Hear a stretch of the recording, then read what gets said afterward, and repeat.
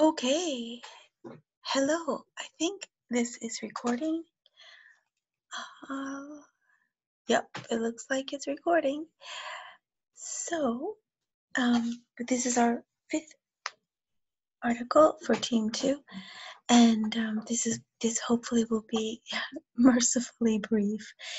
It's a prospective case series of 3 patients, very interestingly. Though, and titled Exercise as an Adjuvant Treatment in Persistent Active Polymyositis, done by Andrade Mater and colleagues. So they wanted to address this issue, do a proof of concept study with active patients that were treated pharmacologically but remained active. If you recall the prior studies that we did, we're very careful to choose patients, even though that they were new onset, that for the most part their disease was controlled, inflammatory part of the disease was controlled, even if they had some weakness still. And so this was a very important concept. In terms of that if the disease in the muscles is active, it's still inflammatory, that there's more of a propensity perhaps to damage muscle, which is a fallacy that we now recognize, I think. But this is an interesting study. So they took it one step further from the studies that we've seen thus far. So, again, it was 3 weeks. It's a 12-week study with 2 times a week strength and aerobic training. And in short, the results for all 3 patients were very positive. All these 3 patients started out with very elevated CK levels. Their CK levels did come down to some degree, but they certainly did not increase, which would have suggested damage. And they also monitored aldolase. So the findings suggest that it's safe, but there was definite improvement in health-related quality of life as measured by the SF-36, and also physical function as measured by the HAQ, Health Assessment Questionnaire. And they also looked at cardiorespiratory function, and that also improved, and we'll look at that shortly. So going through this fairly quickly, because I'd like to go to sleep. So the study design in the patients is very interesting. So they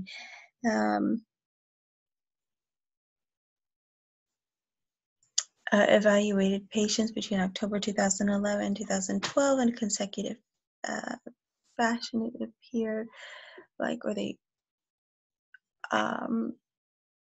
they were actually 20 patients that met criteria with this persistively active myositis despite drug treatment. And 5 patients were necessarily excluded because of having some exclusionary conditions such as acute or chronic infection or involvement of liver, kidney, or heart. Then there were 15 patients remaining. All of them were invited, but only 3 accepted. That's very interesting. All of these patients met Bohan and Peter criteria for definitive treatment of polymyositis, and they defined persistent active myositis clinically with actual muscle weakness still, and also laboratory evidence with either an increased CK and or aldolase that was greater than the reference range. And that was despite the use of corticosteroids or immunosuppressants for at least 6 consecutive months. So there had to be active treatment for at least 6 months, and they were still refractory. And you can see here that these are very elevated, actually, CK levels. These were the ones immediately before the studies for patient 1, 2, and 3. There was no extramuscular involvement, such as arthritis or pulmonary involvement. And the antibody that they did discuss was antisynthetase antibody, and they confirmed that the patients had neither of the 3 that were tested for, which was JO1, EJ, and OJ. So in order to meet criteria for this study, or to start the study, there had to have been a stable dosage of the medications that they were on for 3 months before beginning. Ethics committee reviewed and approved, and informed consent was obtained. The program itself was a 12-week, twice a week. It was supervised in a hospital. I mean, the gym was in the hospital, so they would have to go twice a week for this training program. There was 5 minutes warm up, 40 minutes of strength exercises, which had to do with repetition. So they were training with repetition max, and I included some videos on how they did that. And you kind of work up to that strength where you can only do 1 repetition from beginning to end fully. But you wouldn't, because it's so hard, you wouldn't have the strength to do it again. And that's how the strength was measured. But you build up to that in 1 session. And there's a video that shows that in our profile that I found. I hope it's good. So they had 1 minute rest intervals, which is a little bit different because I think the ASCM suggests a 3 minute rest period, but that's interesting. So they did horizontal leg press, vertical bench press, lateral pull down, leg extensions, seated row, squats, and abdominal crunches. And then they did 40 minutes, another 40 minutes of aerobic exercise, which was on treadmill, and they gauged the intensity to be 10% below the respiratory compensation point. And I also explained that in our email. And then it was 5 minutes again of a cool down stretching exercise. So that's a total of 90 minutes. So just to briefly talk about how they were dosing the exercise intensity. So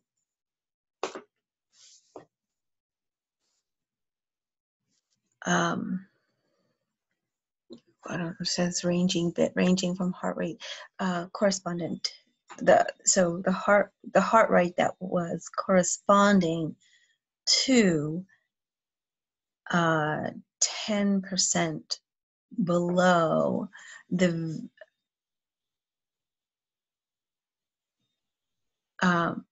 ventilatory anaerobic max 2, so ranging between the ventilatory anaerobic threshold,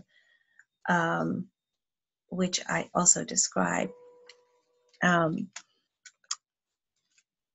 that is the point that you can go to where you're kind of you're operating at a maximum effort, but you're still just being driven by the desire for oxygen.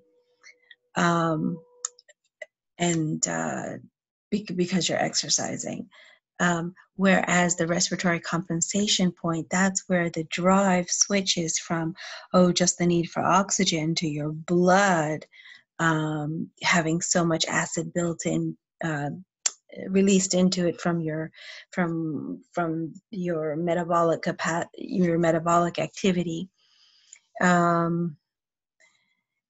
So the blood becomes a bit more acidic. So then there's a whole other driver. There's a whole other reason to breathe, and that reason to breathe is to try to get your pH back in balance, because it's become too acidic. And so what happens is then we start to blow off this CO2, the carbon dioxide, because that's how we get rid of acid.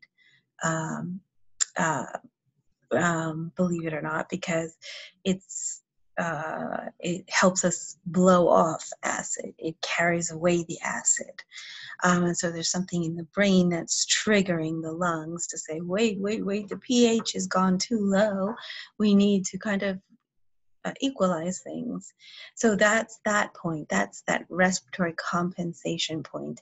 That's where the respiration, the ventilation is compensating for this change in pH, becoming more acidic.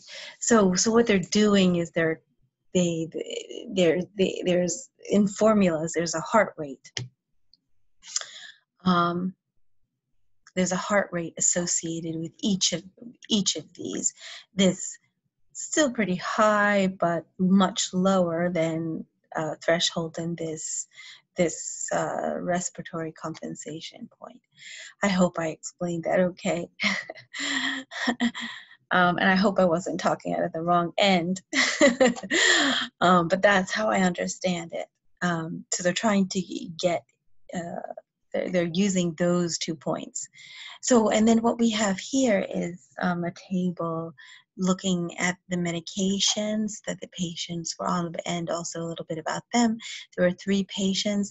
They were actually all white patients, 2 males, 1 female, ages ranging 30 to 50.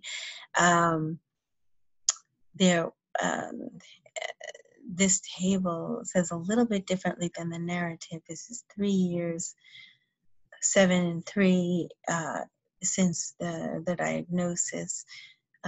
You can see that they really did try. This was where we were just starting. Well, no, we were still using rituximab at this point. We were starting to use rituximab well before this. So unfortunately, this did not happen for these folks. But it's very difficult to get certain drugs in certain countries. So they were maxed out on methotrexate, azathioprine, and still taking moderate doses of prednisone, awful, azathioprine for the second patient, and methotrexate, azathioprine, prednisone, and cyclosporin, all to fairly max doses and hefty doses of the prednisone. So the assessments, so we talked about the exercise training program, now the assessments. So the clinical and laboratory assessments, I mentioned before, SF36, the HAC. I included those in the email, a link so you could see them. The CPK levels in elderlies were, all of these were evaluated before and then 48 hours after the last training session. And they did a cardiopulmonary cardiorespiratory assessment, which was very good to do. Actually, I was concerned that they are using 12-lead EKG until I realized that this was only being done twice and not every time folks exercised.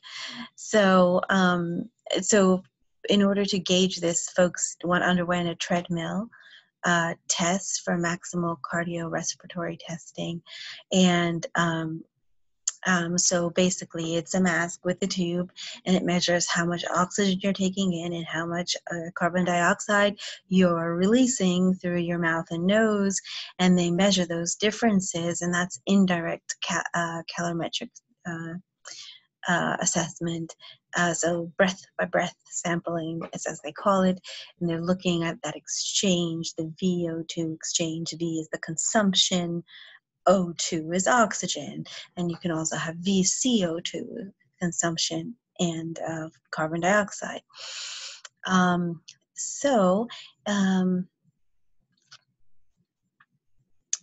so this actually talks about how much energy the body's actually capable of using. And so that is super interesting how they did this. So the peak VO2, the peak oxygen consumption, and the ventilatory anaerobic threshold and the respiratory compensation point were determined by their prior formulas that are validated, blah, blah, blah. So they use this as assessment, and then the chronotropic reserve. So the chronotropic reserve is actually the ability of the heart to speed up in response to exercise, and it demonstrates a kind of conditioning. But also the other side of the demonstration of conditioning is the heart rate's recovery to a normal pace.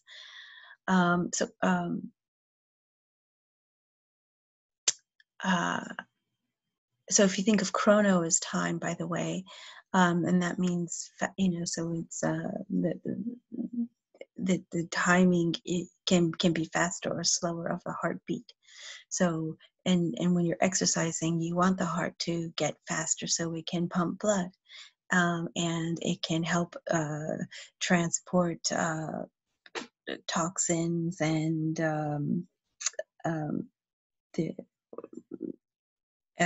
the refuse and the gases that are from muscles that have been used, taking them away, and getting rid of them. So we want the heart to pump faster, but we also want the heart to be able to recover quickly.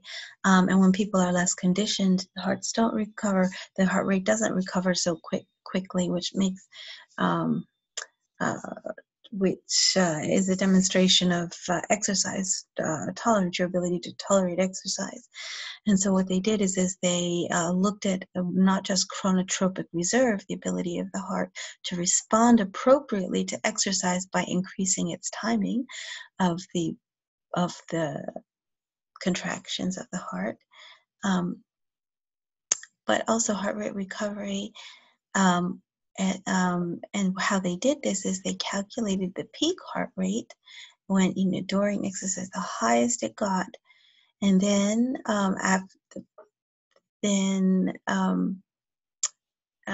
after the treadmill test, they checked the heart rate at 1 minute, then they checked the heart rate at 2 minutes.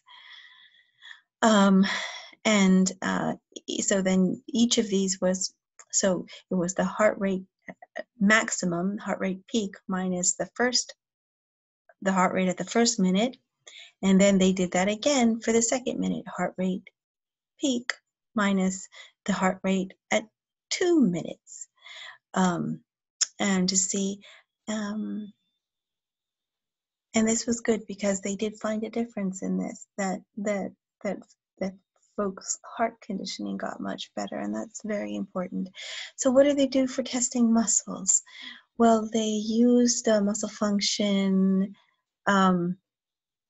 assessing this 1 repetition max, which is taking that weight, that the weight that is the hardest for you to do, and it's so hard you can only do 1 repetition from beginning to end cleanly, and so then they know that you can push 25 pounds or whatever, and so this is interesting. right? What I think. And then there's videos for this, and the isometric hand grip strength test. There's also a video for that, 1 minute video, maybe not even a minute. And then the timed up and go, we know what that is, up and out of the chair, and then you walk usually 10 feet, and then you walk back to the chair, and then you're timed for how long it takes you to do that. And then the timed sit to stand tests. So a certain amount of time up and out, and how many times you can get up and out of the chair in that period of time. And all of these parameters for 3 of the patients improved. So that all of these were tested before and after the intervention. So, but before they were actually trained in how to do or get familiar at least with these tests, which is very good.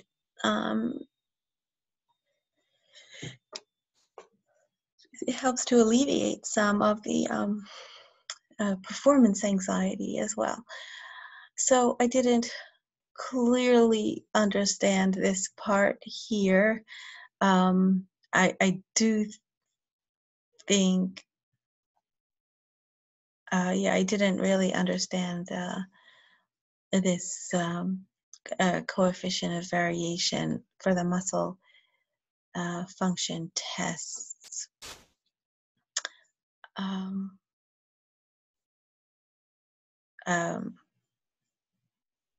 I think, yes, no, I understand what this is. I think this is that this amount of change for each of these tests respectively. So 5% for the hand grip, this for the timed up and go, and 4 to for this stand, the time stance. Would be a clinically relevant change a priori. They figured it out, or it was, I must have figured it out because it's not referenced. So the results were, what they did is they summarized the results, but they also went patient to patient, and they told each patient's story from the beginning and how they progressed and what their adherence was.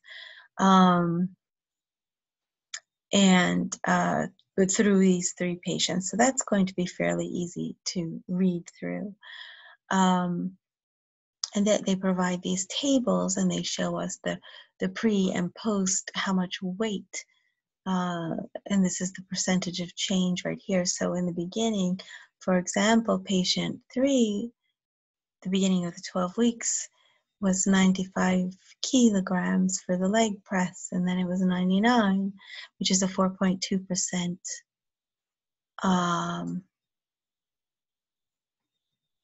increase. And patient 1, for example, had an 11.4% increase, going from 79 kilos to 88. And so if we looked back to the part that I thought I didn't understand, we know that for the leg press, they had said that the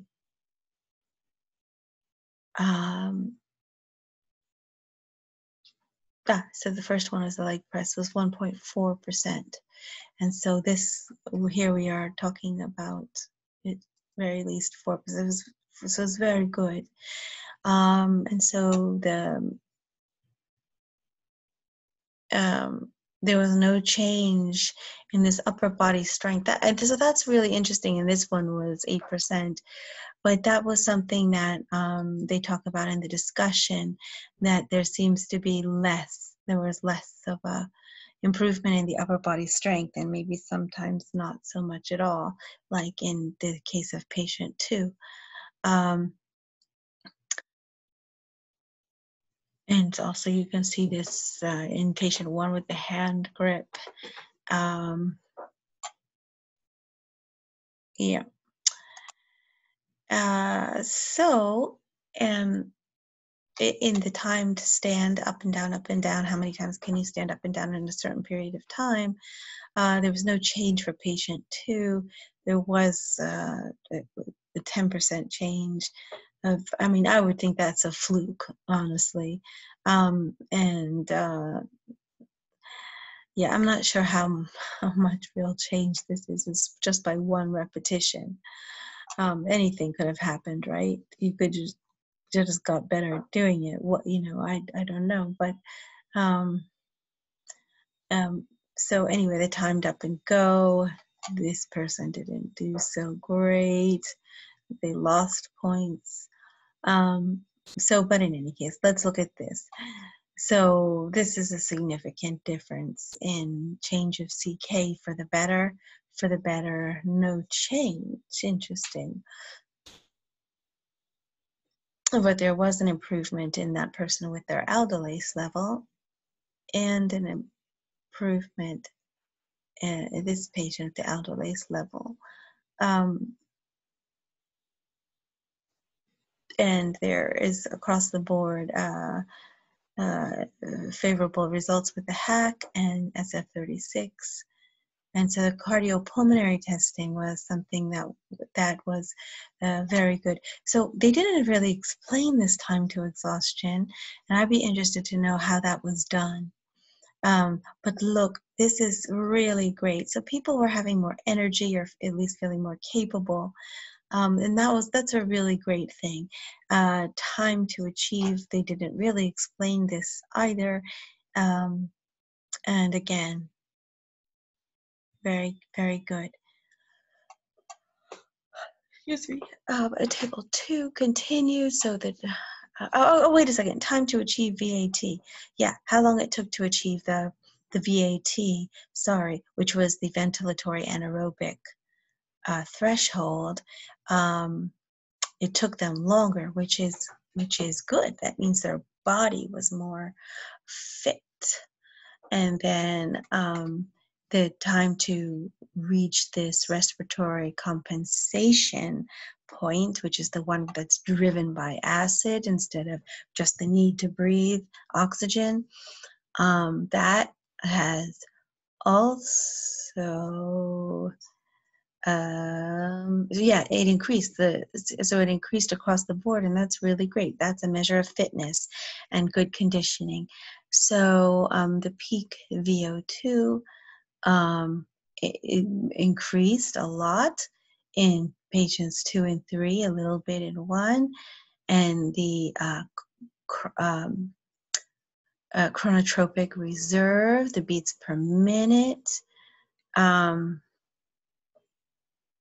that reserve increased for a great amount, at least in patient 3.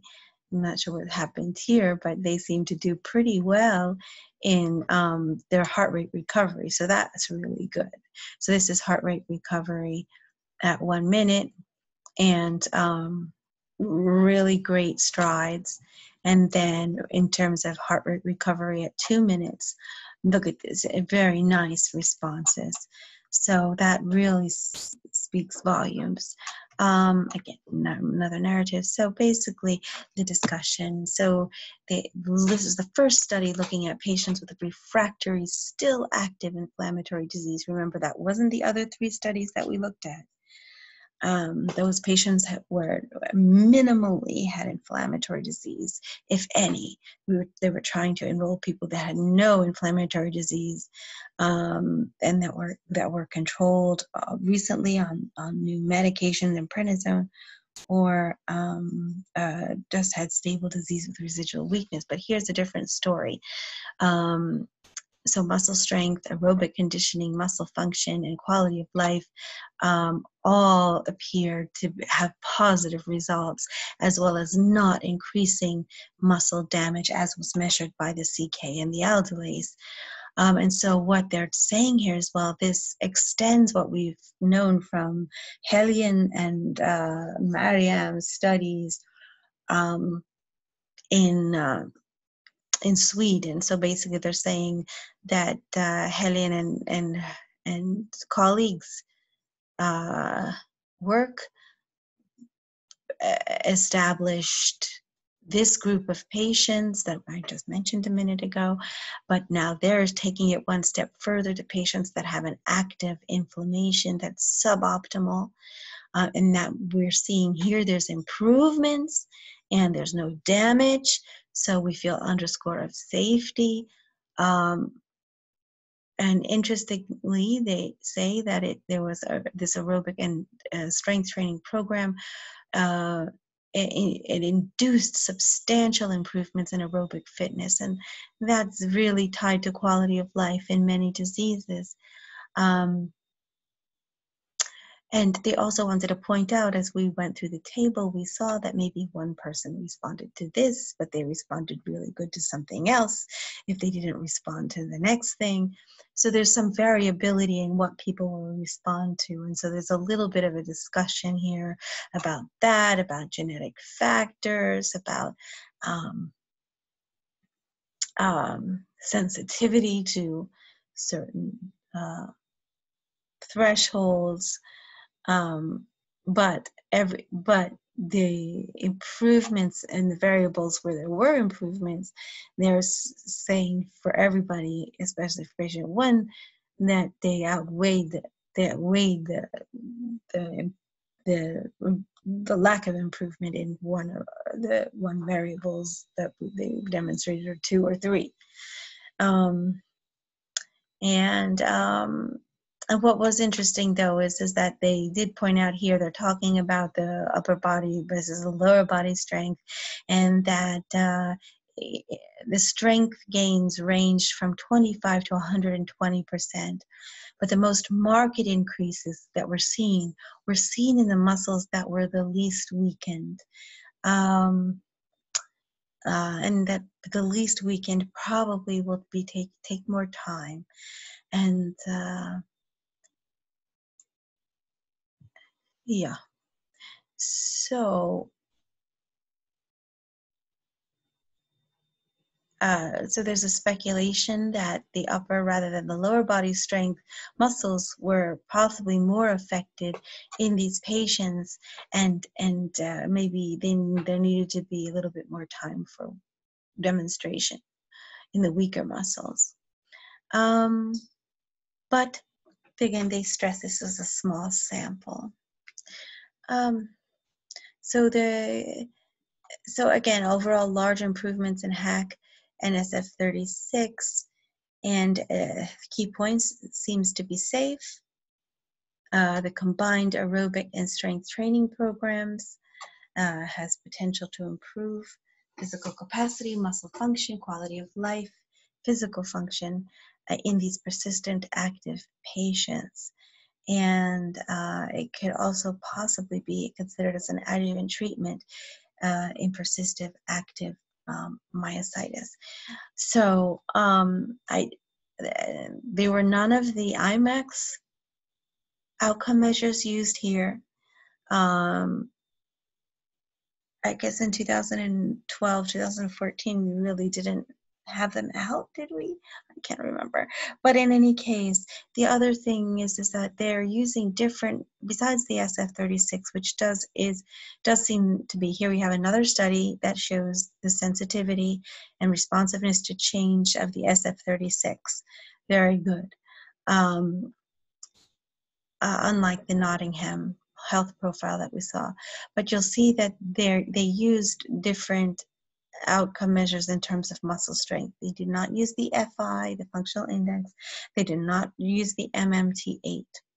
And that is very interesting. But the outcome measures that they did use, the one repetition max. It's interesting.